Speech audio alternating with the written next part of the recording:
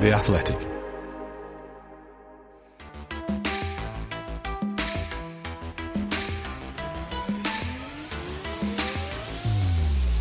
Good morning, welcome to the Daily Football Briefing from The Athletic. It's Thursday, the 31st of August. I'm Michael Bailey, and today we're asking,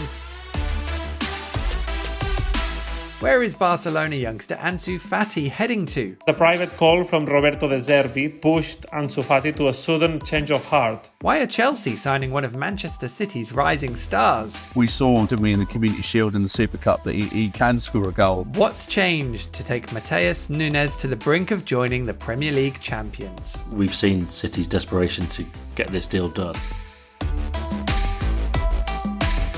This is the Daily Football Briefing with Michael Bailey. Here we are then, the final 48 hours of the summer transfer window for most of Europe's top leagues. It promises to be a busy period for several clubs and some players, especially those who have been linked with a possible move for several weeks. Firmly in that category is Spanish forward Ansu Fati. The surprising bit, perhaps, is his destination.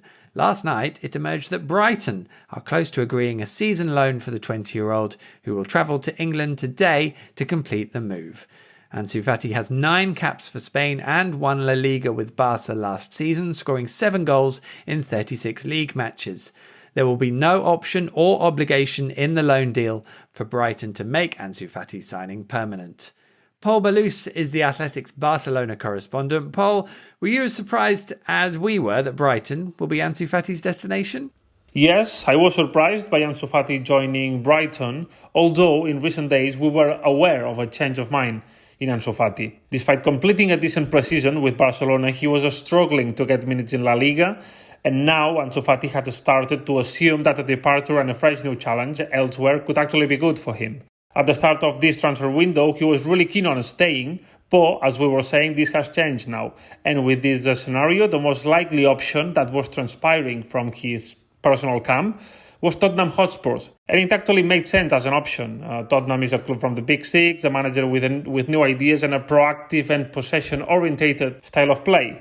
But suddenly, last night, we are told from sources close to FC Barcelona that a private call from Roberto De Zerbi pushed Ansu Fati to a sudden change of heart. The manager underlined how important he could be for Brighton, while for Tottenham, Ansu Fati was only another option in a short list. So, what sort of player are Brighton getting? Brighton are getting an immense source of talent in Ansu Fati, an attacking player who probably excelled or spent his best days at Barcelona as a left winger cutting inside. That's actually a bit tricky with Brighton's setup because they have Mitoma there, but we also can expect Ansu Fati to adapt to more central roles in attack. He's a player who needs to be close to the box, as his biggest talent is his goal instinct and the ability to be in the right place at the right time. He owns a superb technique, which also fits nicely to De Zerbi's style, and is very used to operate in tight spaces in attack. The downside on Ansu Fati right now are probably his recent physical and mental struggles. He did not have the best of the seasons last year. He didn't enjoy a lot of minutes and couldn't earn a regular spot in Xavi's lineup. This, combined with the pressure of being at Barcelona and inheriting Lionel Messi's number 10, ended up being too much. Another key factor were the multiple injuries and surgeries that he had to go through 2 years ago, which really had a bad impact on his development. Maybe he's lost the explosiveness and some of the spark that he had when he broke out and when he finished second on the 2020 Golden Boy, just behind Erling Haaland. But now it's up to Brighton and Roberto De Zerbi to offer him the right platform to take that pressure off his chest and return to the best version of Ansu Fati. And Paul, how much does this move help Barcelona with their financial need to get players off their books? Ansu Fati had a significant salary, but not one of the biggest in the squad. And as much as you could think that this might be a sort of an unexpected solution for Barcelona finances, it's not as simple as that. As Barcelona are still above their salary limit, the one that La Liga has set for them, they will only be allowed to reinvest at most 60% of Fati's salary on new players, which doesn't make it easy to find a suitable replacement. It would have been a different story if his departure would have been a permanent signing with an important fee involved. However, Fati's departure opens a bit more Barcelona's door to get Joao Felix signed on loan. It's not going to be an easy one, but the club will try to complete his signing with a former Chelsea player already desperate to join. However, don't expect Barcelona to spend big on a new signing now. The best they can aspire to right now, given the work that the club has been done, is to get Joao Felix as Fati's replacement. Of the clubs set to be busy with transfer business before the window closes, Chelsea may well prove to be the leaders, both in terms of signings and departures. Yesterday, our own transfer guru, David Ornstein, revealed the West London club's interest in signing young Manchester City forward Cole Palmer. Meanwhile, heading out of Stamford Bridge could be winger Callum Hudson-Odoi. He is being pursued by Nottingham Forest, and defender Trevor Chalobah, who has been the subject of talks between Chelsea and Bayern Munich. Chelsea also had some good news last night after a 2-1 League Cup victory at home to League 2 AFC Wimbledon. Chelsea will now host Brighton in the third round. But the greater attention is on Chelsea's transfer plans.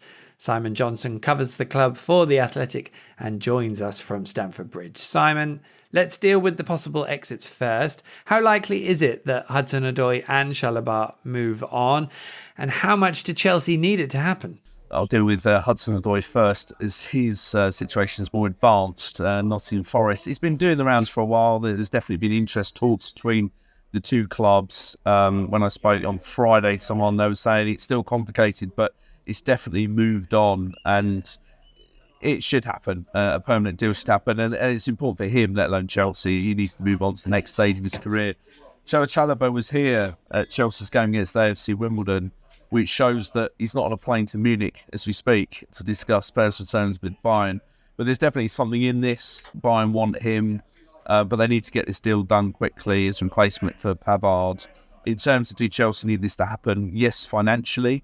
Obviously, it'll be pure profit, just like Hudson-Odoi on the books.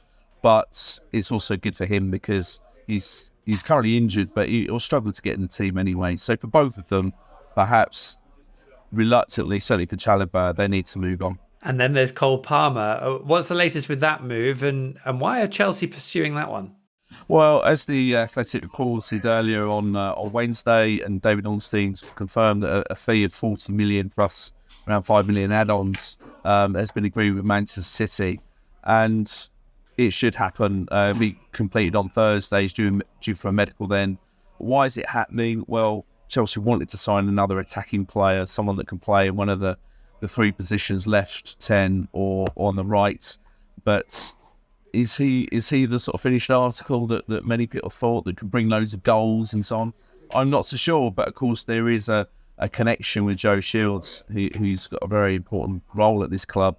You'll know him from Manchester City, and we saw, didn't we, in the Community Shield and the Super Cup that he can score a goal. So good young talent, but the question mark is how many minutes will he get when everyone's fit?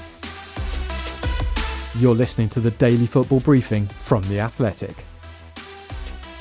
If Cole Palmer does complete that move to Chelsea, he may well pass Matheus Nunes on the way. Earlier in the week, we heard how the Wolverhampton Wanderers and Portugal midfielder had failed to report for training and asked to leave Wolves after the club had rejected Manchester City's £47 million bid. Well, a few days on, and the two clubs have now verbally agreed to a £55 million fee, which is just shy of $70 million, although there is still plenty to be finalised before the move is completed. Midfielder Tommy Doyle is also set to join Wolves on loan from the Etihad before the window closes. Sam Lee covers Manchester City for The Athletic. Sam, what's happened since Monday for Nunes' transfer to move from an apparent stalemate to the brink of completion? I think we've seen City's desperation to get this deal done. The fact that Tommy Doyle is going on a loan with an obligation to buy for just $5 million, when if you think about the young players that City have sold this summer, and indeed Cole Palmer, who's going to go for 45 million, they make a lot of money on good youngsters, and Tommy Doyle has got a lot of experience under his belt as well. So basically to let him go for $5 million shows just how keen City were to get it over the line. But obviously one of the things that David Ornstein has highlighted is that City, in terms of how it's going to be structured, City are going to pay a lot up front. That's going to be financed by a bank. The interest on that is going to be about £6 million, and City have agreed to pay that. So never mind buyout clauses and agent fees and all this kind of stuff that you can now add on to transfer fees. We've now got the financing as well. So yeah, everyone was basically keen to get the deal done, and now City have decided that they'll pay the interest on the bank finance fees. and everyone's kind of happy, yeah. You mentioned the pursuit of a midfielder for Manchester City. They've gone through a few targets. I mean, with that background, some may assume that Nunez was a bit down their list of recruitment targets. Would that be fair? Yeah, it is fair. If you remember, it's a long time ago now, but when they were trying to sign Declan Rice at the start of the summer, obviously that didn't happen. And that was the Gundogan replacement. They were always going to bring in Mateo Kovacic regardless of whether Gundogan was going to stay or not. Obviously he didn't, and they did bring him in, but they wanted to get another midfielder in. And then when Rice didn't happen, they kind of went away and they had to bide their time and look at their options for a bit, because obviously this was at a time when Mahrez was going as well. And they thought, well, maybe we'll get a right winger and Bernardo Silva can play in the middle, or maybe we'll do this and Bernardo Silva can play on the right and we'll get a midfielder in, and all these kind of things. In the end, they looked at, well, they really wanted, and indeed they agreed a deal for Lucas Paquetá, West Ham. And then obviously the betting stuff got leaked and there's an investigation about that as a result, and the deal's off. So then middle of last week, they had a couple of names they were spinning, and they had to decide, even so late in the transfer window, for a club that doesn't do business late, whether they were going to go for Eze at Crystal Palace as a more attacking option, or whether they were going to go for Nunez as a deeper option, somebody who can play next to or instead of Rodri, if Rodri needs a break. And in the end, they decided to go for Nunez. So obviously, it wasn't as if Eze was in front of him, but it's fair to say that Rice and Paquetá were. But like I say, they were pretty keen to get an extra midfielder in, especially because of that De Bruyne injury. He's obviously not the same kind of player as De Bruyne. That would have been more the Paquetá deal. But they've seen somebody who's very versatile, and yeah, they needed the bodies in, and that's why they've kind of worked hard to get the deal done. And just while we've got you, Sam, you mentioned Cole Palmer leaving to join Chelsea. From a Manchester City perspective, what is their view on making that decision? Well, I think there's quite a lot of surprise among the City fan base. I guess there's a bit of reticence as well, because he's a young player, and it was hoped that this season he would make a big contribution, especially with Mahrez having gone. But it's no surprise now that he's going to be sold for 40 million plus 5 million in add-ons. But obviously, because he's a young player, an academy product, and somebody who's shown that they are a very good player, obviously won the under-21 Euros with England in the summer, and has already started, scored in the Community Shield, scored in the Super Cup, suggested that he could do more this year. City fans aren't too happy about it, but I think City as a club, I think there's a reason he wasn't playing a lot last season. He didn't really kick on. He himself has wanted to go, because I don't think he thought he could get regular football at City. Whether we'll get it at Chelsea, I don't know. But they've obviously gone hot and heavy for him. He's been seduced by that, and he'll go there. And I don't think for City, inside the club, it's something they'll regret. I think they'll be very happy with the deal they've done.